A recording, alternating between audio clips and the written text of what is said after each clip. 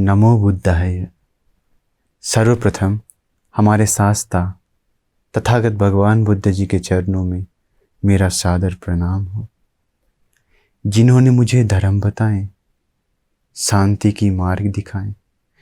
उन हमारे परम पूजनीय गुरु जी के चरणों में सादर प्रणाम हो। आप लोग जानते ही होंगे, आजकल कोरोना वायरस के कारण हमारे भारत देश में बहुत लोग दुखी हैं, बहुत लोग पीड़ित हैं, बहुत लोग मर रहे हैं। बहुत लोगों का घर में बच्चे मर रहे हैं, तो और किसी का घर में मम्मी मर रही है, पापा मर रहे हैं, पति मर रहे हैं, पत्नी मर रही है। मैं आप लोगों को बताऊंगा आज, अगर परिवार में किसी को कोरोना हो गया है, तो कोरोना वायरस किसी का परिवार में आ गया है, तो यानी कि किसी को कोरोना पॉजिटिव है, तो हम लोगों को क्या करना चाहिए, यानी कि परिवार लोगों को क्या कर्तव्य बनता है करने का, क्या कार्य है। आजकल आप लोग न्यूज़ देखते होंगे, यूट्यूब में देखते होंगे, वीडियोस देखते होंगे, तो आप लोग जानते हैं कि कोरोना से कैसे बचा जाए। सब लोग जानते हैं, मास्क पहनना चाहिए, हैंड वॉश करना चाहिए, सैनिटाइज यूज़ करना चाहिए, दूरी से बात करना चाहिए, मतलब दूर होकर बात करना चाहिए, इत्यादि बहुत चीज़ आप लोग सीख चुके हैं। तथा परिवार में किसी को कोरोना हो गया है, तो उसको कैसे सेवा करना चाहिए, क्या दवा देना चाहिए, समय पर खाना देना चाहिए, देखभाल करना चाहिए, ये सब आप लोग भली भांति जानते हैं। अभी बहुत लोग उसके बारे में बता चुका है, लेकिन मैं आप लोगों को एक ऐसा बात बताने जा रहा हूँ जो शायद आप लोग नहीं जानते होंगे। मैं आज बताने जा रहा हूँ मन के बारे में। मन से संबंध कैसे है ये बीमार, क्योंकि बहुत लोग मन से सोचता है, अलग अलग विचार सोचते हैं, घर द्वार के बारे में सोचते हैं, बाल बच्चा के बारे में सोचते हैं, मम्मी पापा के बारे में सोचते हैं, बिजनेस कैसे आगे बढ़ाया जाए वो सोचते हैं। अच्छा है, सोचना चाहिए, लेकिन एक और बात है जो आप लोगों को सोचना जरूरी है। क्या आप जानते हैं? वो है सत्य। आप लोगों को सत्य मनन करना चाहिए, क्योंकि अगर जो कोई सत्य मनन करेगा तो उसको सत्य का सामना कर सकता है, सत्य का सामना कर सकता है। अगर जो कोई झूठ असत्य मनन करेगा तो उस सत्य का सामना कैसे करेगा? सत्य का सामना कभी नहीं कर सकता है। सत्य क्या है? सत्य क्या है? सत्य यही है कि जो कोई प्राणी सत्व जन्म लिया है तो उन लोग जरूर बूढ़ा होगा, उन लोग जरूर बीमार पड़ेगा, उन लोग जरूर एक न एक दिन मर जाएगा। यही सत्य है। जो कोई जन्म लिया है उन लोग अपना जो प्रिय मनाप लोग हैं, जो परिवार लोग हैं, रिश्तेदार लोग हैं, उन लोग से विदा होना पड़ता है, अलग होना पड़ता है, चाहे तो वो मृत्यु होकर क्यों ना हो, अलग होना पड़ता है।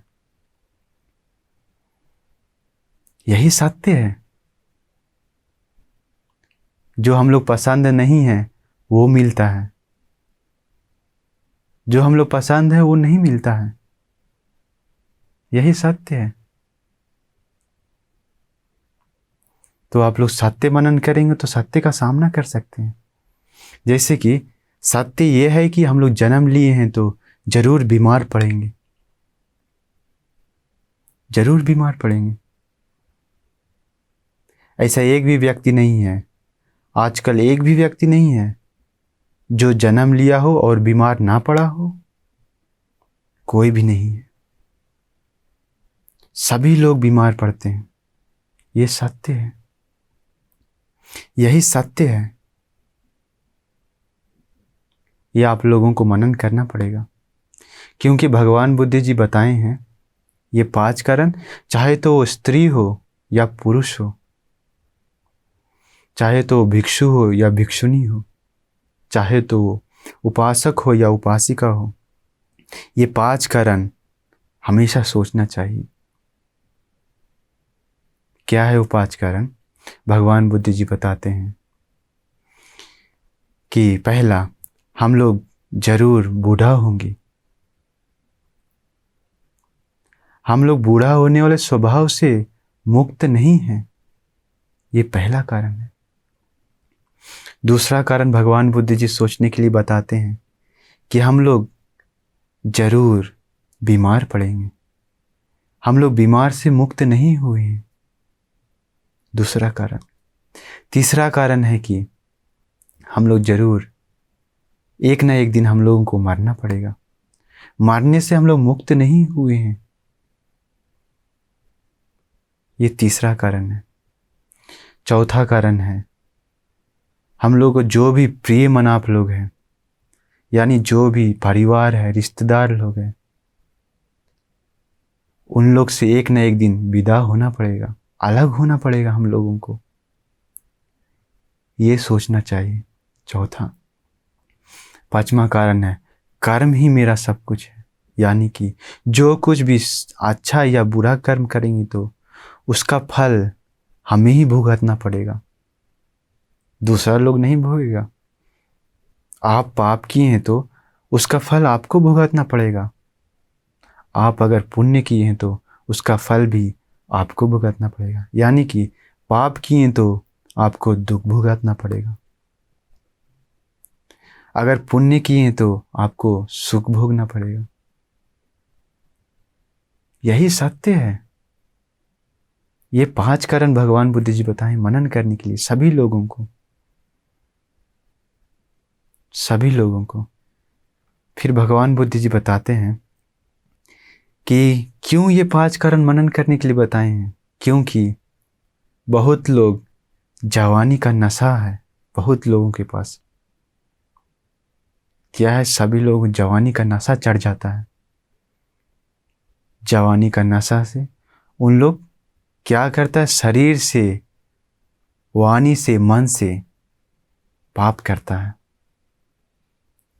शरीर से क्या पाप करता है? प्राणी हत्या करता है, चोरी करता है, व्यभिचार करता है, लड़की लोग साथ गलत काम करता है, रेप करता है, अलग अलग आजकल कितना पाप करता है शरीर से। तथा वाणी से पाप करता है, झूठ बोलता है, चुगली करता है, कठोर वचन बोलता है, मजाक करता है, फालतू बात बोलता है। तथा मन से पाप करता है, दूसरों को सामान पर आशा करता है, तथा गुस्सा करता है और मिथ्या दृष्टि। तो भगवान बुद्ध जी बताते हैं कि जो कोई जवानी का नशा में है उन लोग शरीर से, मन से, वाणी से पाप करते हैं। इसलिए बताएं भगवान बुद्ध जी कि हम लोग बूढ़ा होंगे, ऐसा सोचने के लिए हम लोग जरूर बूढ़ा होंगे, ऐसा सोचने से, तथा हम लोग बूढ़ा होने वाले स्वभाव से मुक्त नहीं हैं, ऐसा सोचने से जो जवानी का नशा है वो नशा खत्म हो जाता है, टूट जाता है या तो खम जाता है। देखिए, आप लोग सोचिए, ज्ञान से सोचिए। तथा दूसरा कारण भगवान बुद्ध जी बताए हैं सोचने के लिए कि हम लोग जरूर बीमार पड़ेंगे। भगवान बुद्ध जी बताएं ये कारण, हम भगवान बुद्ध जी बताएं क्यों? क्योंकि बहुत लोग के पास आरोग्य का नशा है, यानी कि स्वस्थ का। मैं स्वस्थ हूं, मैं बीमार नहीं पड़ूंगा, इसका नशा है। इसी के कारण शरीर से, मन से, वाणी से पाप करता है। इसलिए भगवान बुद्ध जी बताए हैं कि हमेशा सोचना चाहिए कि मैं बीमार पड़ूंगा। यही सत्य है। ऐसा सोचने से जो स्वस्थ होने का नशा है उसके अंदर, कि मैं स्वस्थ हूं, कभी बीमार नहीं पड़ूंगा, वो खत्म हो जाता है, टूट जाता है, या तो खम जाता है। तीसरा भगवान बुद्ध जी क्या बताएं? कि एक न एक दिन मुझे मरना पड़ेगा। ये भगवान बुद्ध जी बताए हैं क्योंकि आजकल बहुत लोग जीवित रहने का नशा है, बहुत लोगों के पास, नहीं सभी लोगों के पास जीवित रहने का नशा है। उन लोग सोचता है हम लोग नहीं मरेंगे, हम लोग नहीं मरेंगे। आप लोग जानते हैं कोई भी अमर नहीं है, सभी लोगों को एक न एक दिन मरना पड़ेगा। बहुत लोगों का जीवित रहने का नशा है, इसलिए शरीर से, मन से, वाणी से पाप करते हैं। तो भगवान बुद्ध जी बताते हैं कि एक न एक दिन मुझे मरना पड़ेगा। इसे सोचने से जो उसका जीवित रहने का नशा रहता है, जिसके कारण वो पाप करता है, वो खत्म हो जाता है, उसका वो नशा टूट जाता है, वो जीवित रहने का नशा कम जाता है, शांत हो जाता है, जिसके कारण वो पाप नहीं करता है। तथा चौथा कारण भगवान बुद्ध जी बताए हैं, सभी प्रिय लोगों से, सभी परिवार, जितना भी परिवार लोग हैं, प्रिय मनाप लोग हैं, अपना लोग हैं, उन लोग से एक न एक दिन विदा होना पड़ेगा, अलग होना पड़ेगा। यही सत्य है। पांचवा बताएं कर्म। कर्म ही सब कुछ। जो कुछ भी अच्छा या बुरा कर्म करेंगे उसका फल मुझे ही भुगतना पड़ेगा। देखिए भगवान का ज्ञान, ये 5 कारण सोचने के लिए बोले हैं। ये 5 कारण आप लोग ज्ञान से मनन कीजिए। ये 5 कारण सत्य है। ये 5 कारण सभी के पास आता है, चाहे तो मैं हूं या आप हैं, सभी लोगों के पास ये 5 कारण आता है। फिर भगवान बुद्ध जी बताते हैं, आर्य श्रावक जो है वो ऐसे मनन करता है, सिर्फ मैं नहीं, दूसरे लोग, सभी लोग बूढ़ा होगा। उन लोग भी बीमार, बूढ़ा होने का स्वभाव से मुक्त नहीं है। सभी लोग बीमार पड़ेगा, बीमार पड़ने वाले स्वभाव से मुक्त नहीं है। सभी लोगों का मृत्यु होगा, एक न एक दिन सभी लोगों का मृत्यु होगा, उससे मुक्त नहीं है। तथा सभी प्रिय लोगों से, परिवार लोगों से अलग होना पड़ेगा, चाहे तो वो मृत्यु से ही क्यों ना हो, एक न एक दिन अलग होना पड़ेगा, विदा होना पड़ेगा। सिर्फ मुझे नहीं, दूसरे लोगों की भी। सिर्फ मुझे नहीं, कर्म से, कर्म का फल मिलता है, सभी लोगों का ऐसा है। जो कोई भी कर्म करेगा तो उसका फल उसी को मिलेगा, आर्य श्रावक सोचता है। देखिए भगवान बुद्ध जी बताएं कितना सुंदर है। इसलिए आप लोग हमेशा ये 5 कारण याद रखिए और हर दिन सुबह शाम हमेशा सोचिए, हमेशा। तथा आजकल कोरोना वायरस बहुत बढ़ रहा है, सिर्फ हमारे भारत देश में नहीं, ये पूरा दुनिया का है। दुनिया का प्रॉब्लम है, दिक्कत है। लेकिन हमारे भारत देश में उस कोरोना वायरस का प्रभाव बहुत ज़्यादा है।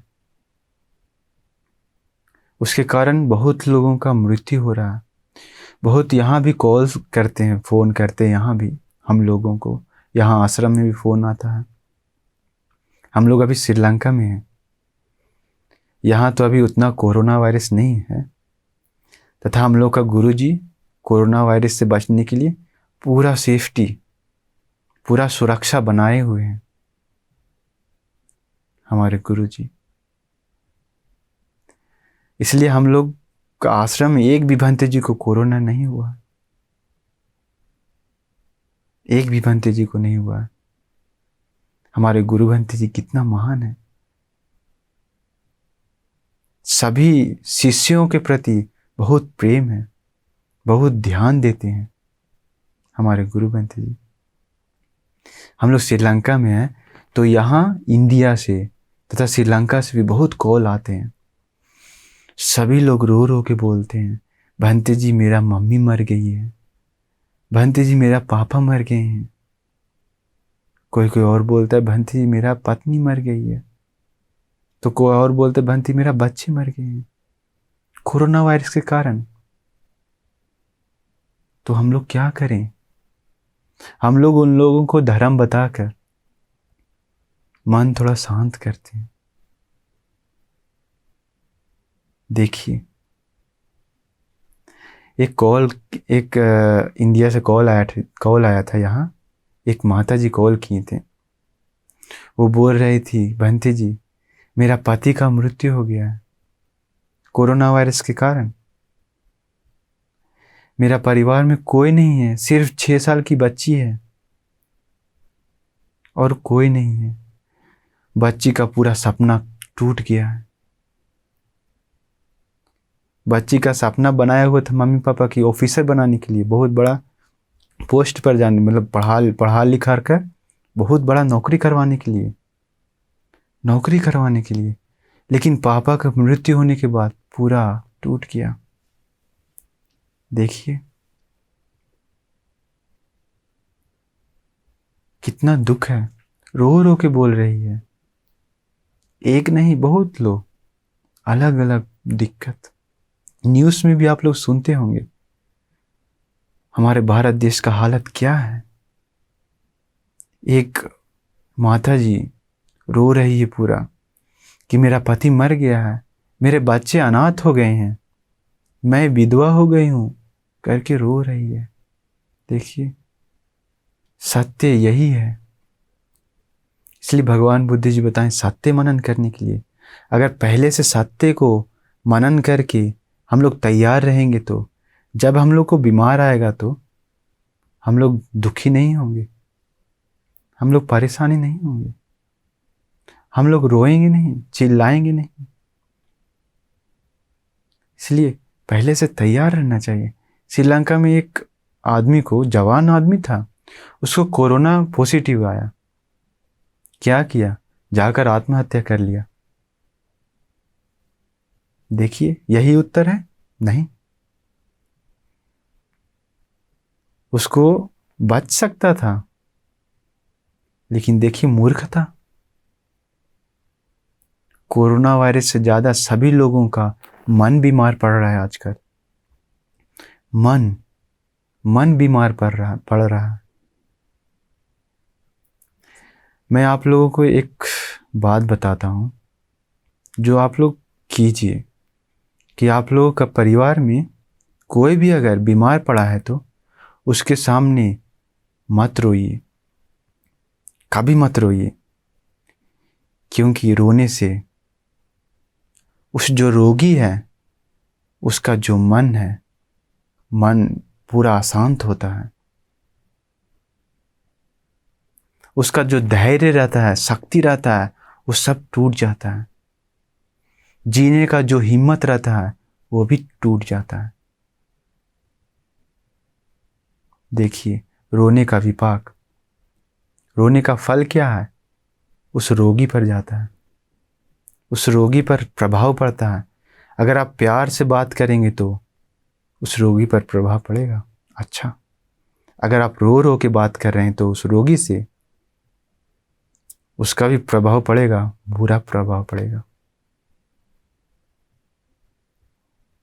क्योंकि मैं सुना हूँ कि बहुत लोग बीमार पड़ता है शरीर से सिर्फ 25%, 25 से 30%। मन से बीमार रहता है 70 से 75% तक, 75% मन से बीमार रहता है। अगर उसका मन सही हो गया तो, शांत हो गया तो, उसका मन का जो बोझ है वो हटा दिया है तो, उसके पास धैर्य है तो, शक्ति है तो, उसका कोरोना वायरस ठीक होना स्वाभाविक है। कोरोना वायरस हो या कोई भी बीमार हो, ठीक होना चाहिए। अगर फिर भी ठीक नहीं होता है तो उसका कर्म है, पिछला जन्म का कर्म। बहुत लोग बोलते हैं कि हमारा पति अच्छा अच्छा कार्य किया, पुण्य किया, दान दिया, इतना अच्छा व्यक्ति था, इतना अच्छा है, तो अच्छे लोग के साथ बुरा क्यों हुआ? मेरा पति कोरोना के कारण क्यों मर गया?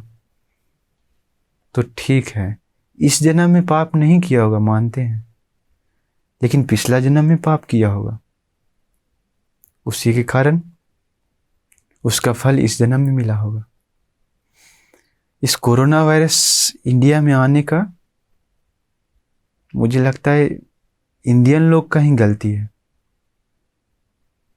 जब जब ये पाप बढ़ता है तब तब कुछ न कुछ रोग या कुछ न कुछ दिक्कत आता है, जिससे बहुत लोगों का मृत्यु होता है, बहुत लोग मर जाते हैं। आजकल बहुत पाप बढ़ गया था। आप लोग जानते होंगे कितना लोग प्राणी हत्या करता था इंडिया में, सिर्फ अहिंसक जानवर लोगों को मारता था, सिर्फ इंडिया में। दुनिया के बारे में क्या बात है? प्राणी हत्या करता था, चोरी करता था, व्यभिचार करता था, गलत काम करता था, लड़की लोगों के साथ रेप करता था। देखिए, पाप बढ़ गया। बहुत लोग झूठ बोलता था, बहुत लोग दूसरों को चुगली करता था, ये दोस्ती तोड़वाने के लिए। बहुत लोग नशा करता था, कितना लोग नशा करता, शराब पीता। बहुत लोग मम्मी पापा को मारता था, मम्मी पापा को सेवा नहीं करता था। बहुत लोग बड़े बूढ़े लोगों को मारता था, सेवा सत्कार नहीं करता था। देखिए, बहुत लोग धर्म को डांटता था। पाप बढ़ गया है। पाप बढ़ने के कारण बीमार आता है, अलग अलग परेशानी आता है।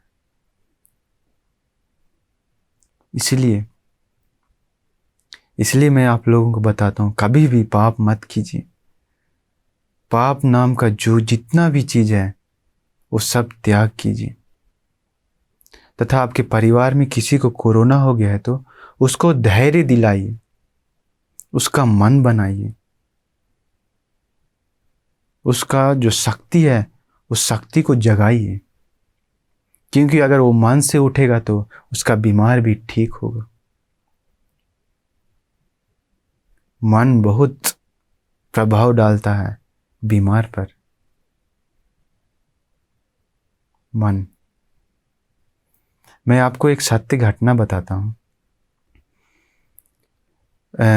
भगवान बुद्ध जी के समय में उपासक उपासिका थी,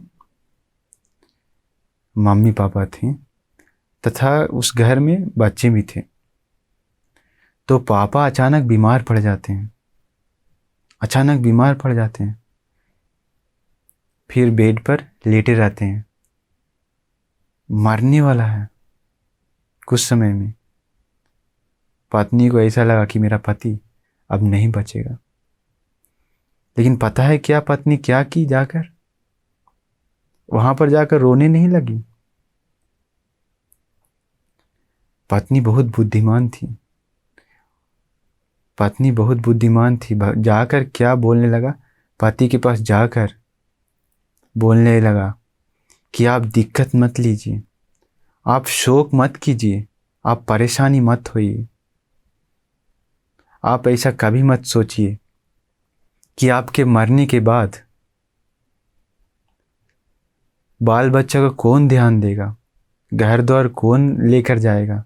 ऐसा मत सोचिए, क्योंकि मैं ये काम करने जानता हूँ करके वो बताने लगी, मैं ये काम कर सकता हूँ, वो काम कर सकता हूँ, मैं पैसा कमा सकती हूँ अकेले, मैं बाल बच्चा अपना बेटा बेटी लोगों को ध्यान रख सकती हूँ। इसलिए स्वामी आप चिंता मत कीजिए, आप शोक के साथ मृत्यु ना हुई, क्योंकि जो कोई शोक चिंता के साथ मृत्यु होता है तो उसका मृत्यु खुशी खुशी नहीं होता, उसका मृत्यु दुखदाई होता है, दुखदाई होता है। तथा पत्नी बोलती है और कि स्वामी आप ऐसा कभी मत सोचिए कि आपके मृत्यु के बाद मैं दूसरा शादी कर लूंगी, ऐसा मत सोचिए, क्योंकि आप भी जानते मैं भी जानता हूं कि हम दोनों ब्रह्मचारी हैं। 16 साल से 16 साल से दोनों ब्रह्मचारी हैं। देखिए कितना पुण्यवान परिवार है। इसलिए पत्नी बोलती स्वामी हम दोनों ब्रह्मचारी, हम दोनों जानते हैं, इसलिए आपके मृत्यु के बाद मैं दूसरा शादी नहीं करूंगी, मैं ब्रह्मचारी ही रहूंगी। इसलिए आप टेंशन मत लीजिए, आप तकलीफ मत लीजिए, आप शोक मत कीजिए, परेशानी मत होइए करके। और बोलती है क्या कि स्वामी आप ऐसा कभी मत सोचिए कि आपके मृत्यु के बाद मैं भगवान बुद्ध जी से मिलने नहीं जाऊंगा, मैं भगवान बुद्ध जी से मिलने नहीं जाऊंगी, ऐसे मत सोचिए।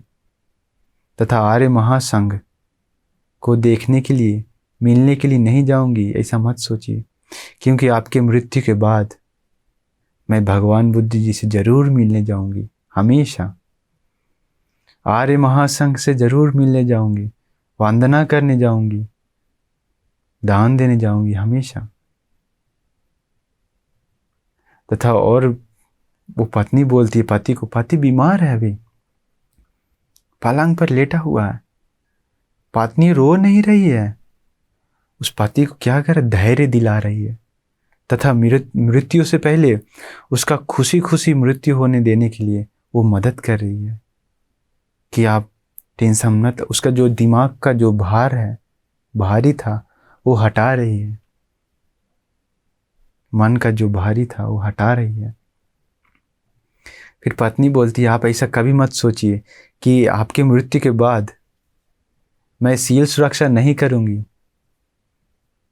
ऐसा मत सोचिए, क्योंकि जितना भी भगवान बुद्ध जी का उपासक उपासिका है, जितना भी उपासिका है, सीलवान उपासिका, उनमें से मैं भी एक हूं। अगर जिस किसी को भी शक है तो भगवान बुद्ध जी से जाकर पूछ सकता है मेरे बारे में, क्योंकि वो सीलवान है, सीलवान थी। ऐसे बोल बोल कर जो पति का मन का बोझ था वो सब हटाने लगी, पति को बोलने लगी घर द्वार संभाल लेंगे, मैं संभाल लूंगी, सब चीज मैं कर लूंगी, आप टेंशन मत लीजिए, आप दिक्कत मत लीजिए, आप खुशी से रहिए। पता है क्या होगा, पति का मन था जो हल्का हो गया, शांत हो गया, उसका मन में खुशी आया, उसी खुशी के कारण उसका बीमार तुरंत ठीक हो गया, तुरंत बीमार ठीक हो गया।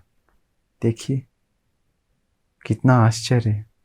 इसलिए वो जो बीमारी है उसका मन से संबंध रहता है, बीमारी का संबंधता मन से रहता है।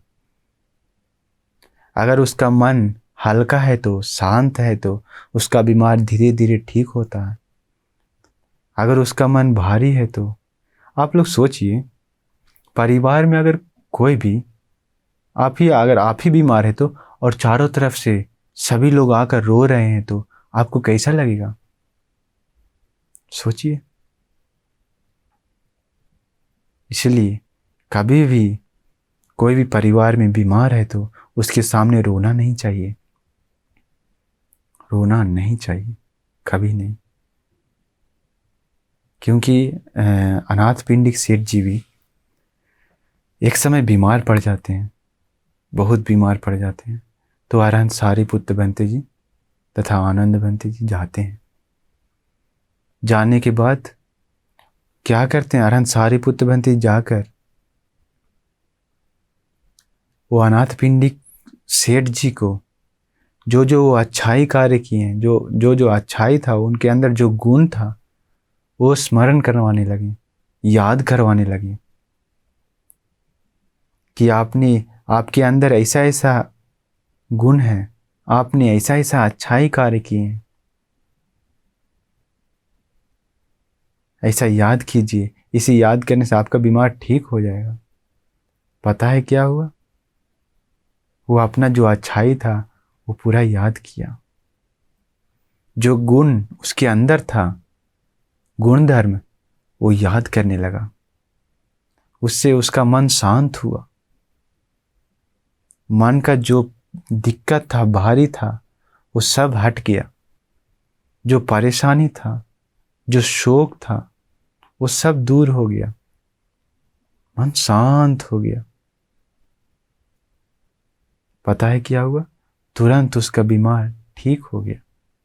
इसलिए हम बोल रहे हैं, मन से संबंध रहता है, मन से संबंध रहता है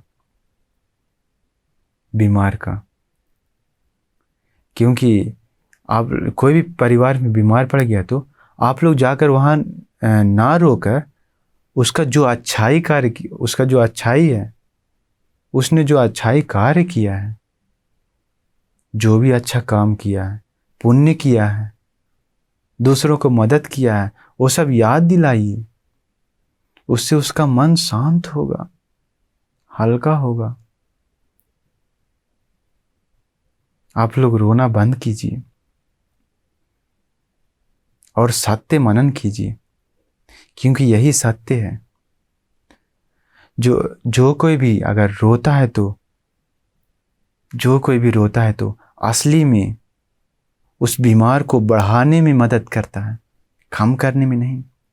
क्योंकि आप लोग देखते होंगे कि अगर परिवार में कोई बीमार पड़ गया तो ड्राइवर लोग तुरंत हॉस्पिटल लेकर जाता है, हॉस्पिटल ले, इसमें ड्राइवर का भी मदद होता है, तथा वहाँ जाने के बाद हॉस्पिटल के अंदर एडमिट करता है। डॉक्टर लोग बहुत मेहनत करते हैं, नर्स लोग बहुत मेहनत करते हैं। आजकल तो 24 घंटा काम करते रहते हैं सब लोग, सभी लोग मदद करते हैं, ड्राइवर से लेकर नर्स डॉक्टर तक। लेकिन घर वाले लोग क्या करते हैं? बीमार को कम करने के लिए मदद नहीं करते हैं, जाकर वहाँ पर रोते हैं, चिल्लाते हैं। उससे क्या होता है? उसका रोग और बढ़ जाता है, क्योंकि उसका मन अशांत होता है, मन भारी हो जाता है, मन का जो दिक्कत था वो और बढ़ जाता है। जाकर रोती है, सभी लोग रोते हैं, परिवार लोग, कि मुझे छोड़कर मत जाइए, आपके बाद हम लोग को क्या होगा, हम लोग के परिवार को कौन देखेगा? देखिए, बाल बच्चों को कौन देखेगा? देखिए। और मन में जो भारी था और भारी को बढ़ा रहा है, मन और अशांत कर रहा है। देखिए, इसलिए आप कभी भी बीमारी के सामने मत रोइए। हम जानते ये बहुत बड़ा काम है, बहुत मुश्किल है, क्योंकि बीमारी के सामने जाने के बाद ऑटोमेटिक आंसू आता है, अपने आप रुआए आता है, अपने आप रोने लगता है। लेकिन जाने से पहले धैर्य बांध कर मन में अधिष्ठान करके जाइए कि मैं उसके सामने नहीं रोऊंगा। जाकर प्यार से बात कीजिए, प्यार से बात कीजिए, उससे उसका बीमार थमेगा। अगर रोना है तो आप लोगों को, आप लोग पहले से घर में दूसरा जगह, मतलब बीमारी के सामने मत रोइए, दूसरा जगह रोइए। बीमारी को मदद कीजिए, बीमार ठीक करने के लिए, बीमार ठीक करने के लिए। आप लोगों को कुछ कारण बताता हूँ। जो आप लोगों का परिवार में बीमार है तो कोई भी, उन लोगों के लिए, उन लोगों का स्वास्थ्य के लिए ये कारण बहुत मदद होगा। पहला कारण तो आप लोग समझ ही गए होंगे कि उसके सामने कभी मत रोना है, रोना नहीं है। दूसरा कारण ये है कि उसको धैर्य दिलाना है, उसको शक्ति देना है कि आपको कुछ नहीं होगा। मतलब कि आप उसको धैर्य दिलाना है कैसे? रोकर नहीं, धैर्य दिलाना है कि आप चिंता मत कीजिए, आपका सारा काम हम देख लेंगे, बाल बच्चा का पढ़ाई लिखाई के बारे में हम देख लेंगे, हम सब चीज़ कर लेंगे, आप आराम से रहिए, उसका मन शांत कीजिए। ये दूसरा कारण। तीसरा कारण है, अगर कोई भी परिवार में रोगी है तो, कोरोना हो गया है तो उसका बात सभी लोगों को मत फैलाइए। ये भी बहुत ज़रूरी कारण है। सभी लोगों को मत बताइए, पूरा गांव में मत बताइए। अपने लोग को सिर्फ एक दो लोग को बताइए बस, सभी लोग को बताने मत जाइए। क्योंकि जो कोई दुश्मन लोग हैं उन लोगों को मौका मिलता है अपना दुश्मन को और बीमार बढ़ाने के लिए, तथा उसका मृत्यु निश्चित करने के लिए दुश्मन लोगों को मदद मिलता है। दुश्मन लोग तुरंत एक्शन लेता है उस समय। इसलिए कोई भी अगर बीमार है तो परिवार में फैलाइए नहीं बात कि मेरा पापा बीमार है, मेरा मम्मी बीमार है, मेरी मम्मी बीमार है, या मेरी पत्नी बीमार है, मेरे पति बीमार है, मेरे बच्चे बीमार है। फैलाइए नहीं, क्योंकि दुश्मन लोग को पता लगेगा तो उसका बीमार और बढ़ेगा। इसीलिए एक परिवार था, मेरा गांव में ही है, बोध गया में। उस परिवार में पिताजी बीमार पड़ गए। हम लोग को कॉल किया, पिताजी बीमार पड़ गए। उन लोग क्या किया जानते हैं? सभी लोग, पहला कारण तो जाकर रोने लगा पिताजी के पास। पिताजी का जो जीवित रहने का धैर्य था, शक्ति था, सब टूट गया। और कारण क्या? उन लोग गलती किया क्या कि सभी लोगों को बता दिया कि मेरे पिताजी बीमार हैं। उससे क्या हुआ? जो दुश्मन लोग था उन लोगों को एक मौका मिल गया, तुरंत एक्शन लेके उसका पापा का बीमार और बढ़ा दिया। देखिए, इसलिए आप कभी भी, आपका परिवार में कोई बीमार है तो परिवार, मतलब अपना परिवार लोग को जानकारी दीजिए। मतलब कि सिर्फ एक दो लोग को दीजिएगा, काफ़ी है। पूरा गांव में बताना जरूरी नहीं है। कभी मत फैलाइए बात को। और तीसरा कारण ये, चौथा, मतलब पहला कारण क्या बताएं? रोना नहीं है। दूसरा कारण धैर्य दिलाना है, शक्ति देना है बीमारी को। तीसरा कारण गांव में फैलाना नहीं है बात। और चौथा कारण है सत्य क्रिया। सत्य क्रिया, क्या आप लोग जानते हैं सत्य क्रिया के बारे में? सत्य क्रिया कीजिए। जो कुछ भी अच्छाई है तो अपने पास, वो सब याद करके, ये सत्य है। आपके पास जो कुछ भी गुण है तो वो याद करके आप बोलिए ये सत्य है। इसी सत्य की बल से जो बीमार है वो ठीक हो जाए। अगर पति बीमार है तो मेरा पति ठीक हो जाए, अगर पत्नी बीमार है तो मेरी पत्नी ठीक हो जाए। सत्य क्रिया कीजिए। पांचवा कारण क्या है? सूत्र परित्राण करना चाहिए। रत्न सूत्र, अंगुलीमाल पीड़ित, बोझंग पीड़ित इत्यादि परित्राण पाठ करना चाहिए। अगर आप लोग रत्न सूत्र के बारे में नहीं जानते हैं तो, अंगुलीमाल पीड़ित के बारे में नहीं जानते हैं तो, हमारे इस चैनल में, बुद्ध रश्मि चैनल में एक वीडियो डाला हुआ है परित्राण करके, परित्राण करने, कोरोना से बचने का परित्राण करके डाला हुआ। उसको आप लोग हमेशा सुबह शाम सुनिए, उस परित्राण को। अगर साथ में बोल सकते हैं तो बोलिए, आप लोगों को बहुत मदद होगा, बहुत मदद होगा। अगर बोलना मुश्किल है तो सुबह शाम डालकर सुनिए, जो रोगी है उसको सुनाइए। ये परित्राण, बहुत आशीर्वाद मिलेगा, बहुत। ये काम कीजिए आप। परिवार में कोई भी बीमार है तो ये सब कीजिए। तथा आप लोग दवा पानी वो सब कीजिए, वो सब रोकिए नहीं, वो सब करते रहिए। जरूर आपका परिवार में जो बीमार है वो बीमारी व्यक्ति ठीक हो जाएगा, उसका बीमार कम जाएगा। इसलिए मैं आप लोगों को आशीर्वाद करता हूँ कि आप लोगों का परिवार में जो कोई भी बीमार है तो वो जल्द से जल्द स्वस्थ हो जाए, तथा आप लोग सदा सुखी हो। हमारे शास्त्र तथागत भगवान बुद्ध जी के अनुभव बल से, हमारे भगवान बुद्ध जी के आशीर्वाद से आप सभी लोग सदा सुखी हो, सदा सुखी हो, सदा सुखी हो।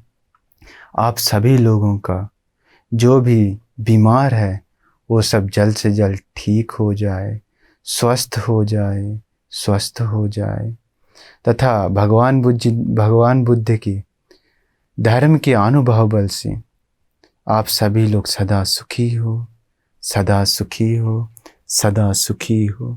आप सभी लोगों का परिवार में जो कोई भी बीमार है उसका बीमार जल्द से जल्द ठीक हो जाए, ठीक हो जाए, ठीक हो जाए।